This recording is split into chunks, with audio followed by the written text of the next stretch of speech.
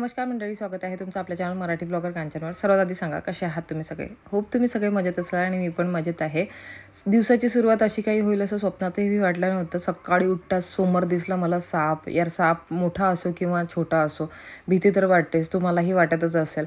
आणि माहीत नसते ना आपल्याला की हा म्हणजे कसा आहे साप. आणि हा इतका चप्पळ होता साप, तुम्हाला काय सांगू. आता सध्या तरी हा खूप हळूहळू चालत आहे. मी त्याला कॅप्चर केलं. तेवढ्यातच मी यांना कॉल केला. म्हटलं ते होते ड्युटीला आणि म्हटलं आपल्याकडे साप निघालेला आहे.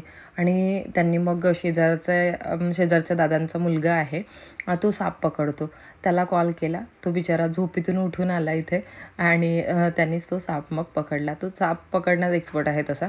म्हणजे मोठा असो साप किंवा छोटा असो, त्याच्यासाठी तर हा छोटासाच साप होता. पण त्याला झोपेतून उठवावं लागलं एकदम सकाळी सकाळी, तर त्यामुळे मला खूप वाईट वाटत होतं. तर समोरच साप होता, त्याला दिसत नव्हतं झोपेतून उठलेला असल्यामुळे. तो मला विचारत होता की नेमका कुठे आहे साप, आणि त्याच्यासमोरच साप होता. तो बघा छोटासा साप आहे, पण यार इतका चपळ होता साप. तो पकडायला गेला ना, तो साप इतका पळत होता. आणि नंतर मग हे बघा, आता तुम्ही बघू शकता इथे, बापरे किती पळायला लागला होता तो साप. त्याच्या हातातच नव्हता लागत. मग जेव्हा त्याने तो म्हणजे अद्विकच्या गाडीच्या खाली साप पळाला होता. आणि नंतर मग त्याला दिसला तो. त्याने बॉटलही मी इतकी छोटी दिली होती, मला दुसरं काही दिसत पण नव्हतं की कोणत्या कशात द्यायचं. तर तोच म्हणाला मला की बॉटल द्या छोटी. तर मग त्यांनी त्या बॉटलमध्ये भरण्याचा तो ट्राय केला, पण ते काही जमायला नाही लागलं त्याला. म्हणजे किती वेळपर्यंत त्यांनी ते ट्रायच करत राहिला की तो साप बॉटलमध्ये जाणार म्हणून. तो सापच इतका चपळ होता यार, इतका छोटासा साप होता. पण मी याला आधी पण बघितलेलं आहे मोठे साप पकडताना, पण मोठे साप इतकी जास्त हातावर येत नाहीत. म्हणजे येतात, पण हा साप काहीतरी वेगळाच होता. हा बघा तुम्ही आता, मला तर इतकी भीती वाटत होती की म्हणजे याला काहीतरी आता त्यांना तर सवय असते म्हणा की कसे साप पकडायला पाहिजे किंवा मग कसं काय करायला पाहिजे. आणि मला खूप भीती वाटत होती, समजा अंगावर आला तो, काही झालं तर त्याची. पण कसे तरी मी माझ्या स्वतःला सांभाळत होते. आणि हो, मी ते अगरबत्तीसुद्धा लावून आणली होती माझ्या हातात. अगरबत्ती, माझे हात थरथर कापत होते. आणि कारण ते काय होतं की बॉटलला अगरबत्तीचं ती काडी लावतात ना, आणि नंतर मग त्याला असं श्वास घेण्यासाठी थोडी म्हणजे काय म्हणतात त्याला, 2-3 छिद्रं पाडतात. तर त्यामुळे मी अगरबत्तीसुद्धा लावून आणली होती, बॉटल आणली. आणि सगळ्या गोष्टी मी वाट बघत होते की हा साप केव्हा बॉटलमध्ये जातो आणि केव्हा म्हणजे मी टेन्शन फ्री होते. मुलं झोपलेले होते आतमध्ये, मुलांना बिलकुल सांगितलं नाही. मुलांना खूप वेळानंतर सांगितलं, जेव्हा ते उठले त्यानंतर पूर्ण दिवस गेला. त्यानंतर मग मुलांना सांगितलं की असं असं सकाळी सकाळी झालं होतं.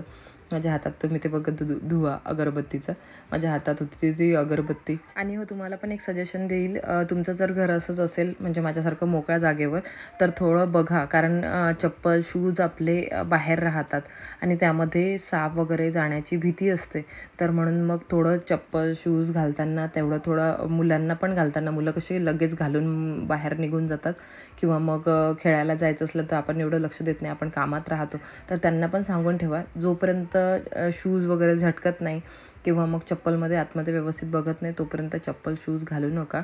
आणि केव्हाही असे आतमध्ये साप येऊन बसू शकतात. तर त्यामुळे मला तर भीतीच वाटते. आता आम्ही पण अलर्ट झालेलो आहोत, तुम्हाला पण तेच अलर्ट करायचं होतं मला. हे बघा, शूज चप्पलच नाही तर मग एखादा आपण सामान उचलतो यावेळेला, तर त्या सामानाखालीसुद्धा काही असू शकते. म्हणून मग अलर्ट राहूनच सगळ्या गोष्टी करा. थोडं अलर्ट राहणं यावेळेला खूप गरजेचं आहे, कारण पावसामुळे त्यांचे ते बिळच म्हणू शकतो आपण, ते पूर्ण घर बुजतात. आणि हे सगळ्या गोष्टी म्हणजे जसे हे किडे आहेत किंवा मग साप आहे, हे सगळे बाहेर निघतात आणि इकडे तिकडे जातात. तर त्यामुळे पावसाळ्यात तर हा प्रॉब्लेम बघायलाच मिळतो. म्हणजे हा इश्यू होतोच सगळ्यांच्याकडे. मला तर पावसाळ्यात छोटे छोटे सळ्या तर खूपच दिसतात. इतका मोठा साप तर मला म्हणजे आता बघा, एक वेळ दिसला होता 2 वर्ष आधी, पण आता 2 वर्षात तर मला इतकं काही दिसलं नाही, इतकं काही जाणवलं नाही. आणि हो, हे स्प्रेसुद्धा मारत राहतात नेहमी आम्ही स्प्रे घरी आणून ठेवतो. आणि हा असं कीटकनाशक स्प्रे जो असतो ना, तो नेहमी आम्ही मारत राहतो, म्हणजे घराच्या कंपाऊंड वॉलमध्ये तरी काही दिसलं नाही पाहिजे म्हणून. तर इथे ब्रेकफास्टमध्ये पोहे बनवले होते आणि पोहे आम्ही सगळ्यांनी एन्जॉय केले, कारण पोहे सगळ्यांचे फेवरेट आहे. तुम्हाला तर माहितीच आहे, माझ्या नवऱ्याचे फेवरेट म्हणजे आम्हाला आवडून घ्यायचेच असतात त्या सगळ्या गोष्टी. आणि काही दिवसांतर ते बोर होतात, तुम्हाला जसं की सांगितलेलं आहे मी. आणि हो, कृष्णा गट्टू आहे, तर त्यामुळे खूप छान वाटत आहे एवढंच. म्हणजे असं झालेलं आहे की त्यांच्यामुळे आम्हालाही करमत आहे. त्याला जायचं होतं ॲक्च्युली, त्याचे जे कॉलेजचे फॉर्म्स वगैरे हे ते भरायचे होते. म्हटलं आणखी काही दिवस थांब, म्हणजे मग तुला जर तू दुसऱ्या म्हणजे त्याला दुसरीकडे जायचं आहे, जसं की पुणे मुंबई असं कुठेतरी दुसऱ्या सिटीमध्ये जायचं आहे एज्युकेशनसाठी, तर म्हटलं तिकडे गेला तर मग तुझं कधी येणं होणार नाही, आलाही तर तू तुझ्या घरी येशील, इकडे तिकडे फिरशील नाही. तर त्यामुळे म्हटलं आता थांबून जा, म्हणून मग तो थांबलेला आहे. आणि तेवढ्यात माझे पार्सल आले. आणि याचे जे व्हिडिओ आहे तुम्हाला माझ्या हिंदी चॅनलवर बघायला मिळेल, इंडियन मॉम कांचनवर, तर तिथे तुम्ही चेकआउट करू शकता. आणि हो, खूप हेल्पफुल ठरणार आहेत तुम्हाला हे व्हिडिओज जे आहेत ना. म्हणजे खूप छान छान हँडबॅग्स मागवलेले आहेत, खूप छान छान फुटवेअर मागवलेले आहेत. काही व्हिडिओज तर आलेले असतील ऑलरेडी आणि काही व्हिडिओज आता मी टाकेल. तर मला हे शूट पण करायचे आहेत. आणि मी दिवाळीसारखी साफसफाईसुद्धा काढली होती. एखाद दिवशी असं निघतं ना की मग हे काढलं ना तर ते पण काढू दे, ते काढलं तर ते पण काढू दे. वरचे पडदे काढले, हे पण काढलं, काय म्हणतात याच्या कुशन्स काढल्या पिलोजच्या, आणि सोफ्यावरचे कवर्स काढले. म्हणजे खूप काही गोष्टी काढल्या होत्या. बेडशीट्स काढल्या, वरच्या बेडशीट्स काढल्या, खालच्या बेडशीट्स काढल्या. असं धुता धुता मला खूप वेळ होऊन गेला. आणि त्यात मध्ये पाऊस पण आला होता. तर एक वेळ तर माझं जे पण धुतलेलं होतं सगळी मेहनत वाया गेली होती. ओलं झालं होतं पूर्ण. कम्फर्टर पण क्लीन केलं होतं मी आज, ते कम्फर्टर पण ओलं झालं होतं.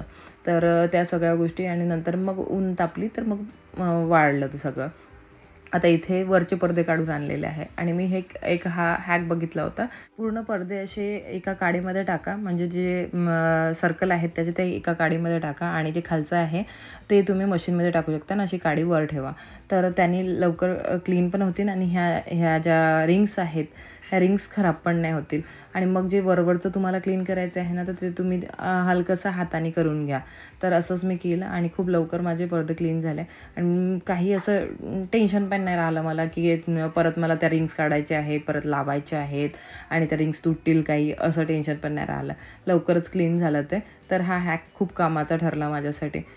वरच्या दोन्हीही रूमचे पडदे वॉश केले, वरच्या दोन्हीही रूमच्या बेडशीट्स वॉश केल्या, सोफा कवर्स केले वॉश, नंतर मग त्या पिलो कवर्स केले, आणखी काय केलं, कम्फर्टर वगैरे हे सगळं आज वॉश केलं. आज माही तर मला बोलायला पण लागली की असं वाटत आहे की आपल्याकडे गणपती वगैरे बसणार आहे, त्यावेळेला जशी आपण क्लिनिंग करतो ना, किंवा दिवाळीच्या वेळेला तर खूप जास्त डीप असते, पण गणपती बसताना जसं थोडंफार वरवरचं सगळं वॉश करते ना, तशा टाईपची क्लिनिंग वाटत आहे आज. आणि तो जो माझा सोफा कम बेड आहे त्याचं पण कवर वॉश केलं. म्हणजे आता आज सगळं काही व्यवस्थित क्लीन झालेलं होतं. आणि तेवढ्यात माझी मैत्रीण आली बॉबी. तर तिच्यासोबत गप्पा मारत किती वेळ बसली. मग नंतर आम्ही एका मैत्रिणीला कॉल केला. किती वर्षानंतरच्या म्हणजे गप्पा मारल्या आम्ही, खूप आधीच्या. नंतर मग काही गोष्टी अशा नवीनही समोर आल्या. नंतर आम्ही एका मैत्रिणीला कॉल केला. खूप वर्षानंतर तिच्यासोबतसुद्धा बोललो. हाय करून द्या कसते. हाय नाही करायचं, कर बस तू बस ना.